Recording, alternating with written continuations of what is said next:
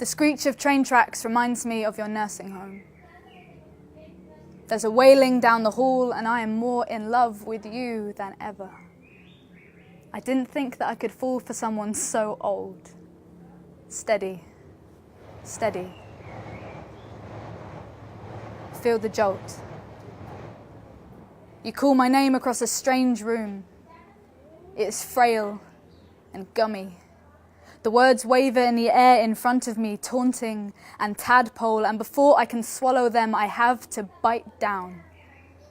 I swill your final days around my mouth, like soap water, a taste I cannot rinse out. Spit to the rim this porcelain promise in my first and final visit. I stroke vanilla cream across your cheekbones, watch your face rise towards mine, lion cub. Weaken in the embrace of your skeleton limbs for what will be the last time.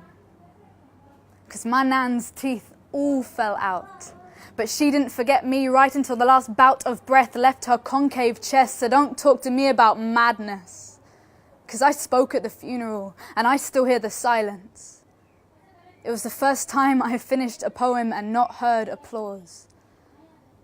And I wish I had asked her more about my dad. 'Cause there's a love specific to the way she clutched his photograph that I still have yet to grasp. And I still love an East London accent. I love a West Ham gal. I'd tell her I'm forever blowing bubbles in a VHS home video version of myself, backwards cap, flower child. Dad died in a car park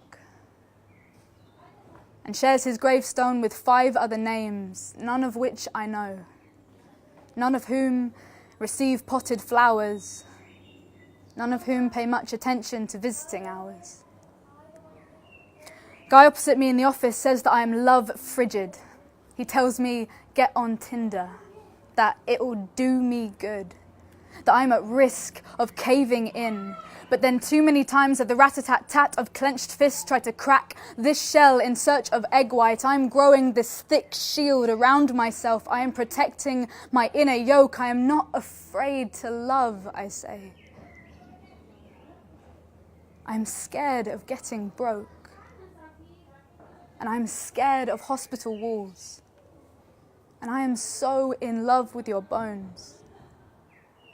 I don't care that they are cold. Steady, steady. Feel the jolt. The old woman opposite me is getting agitated by the way I keep looking at her. I can't help it, it's because she looks like my grandmother. And I know that once she leaves this carriage that I will never see either of their faces again. And we are catching eyes like we are cricketing secrets. She's the wicket-keeper. I know I am a terrible shot. I can tell that I am making her uncomfortable. I fumble with a notebook and try and put this into words. This moment is far from poetic, far from well articulated. I hope she can realize from my tired eyes that I am in love with a notion. I'm in love with so many ghosts. Because I have inherited more from the stories told to my middle seat squash in that first black car on that piss drizzle morning en route to crematorium, and now this woman who looks just like you is collecting her things. And my eyes prick with what must be pine needles. And I can't time it right to look up again without it being weird. So I bite my lip. I keep my eyes down. It is no longer just about surviving this. Watch her shoes shuffle by. And I cannot be sure that it is not you. Because I do not look. I do not see her exit the tube. But I do feel her too, becoming yet another passing ghost.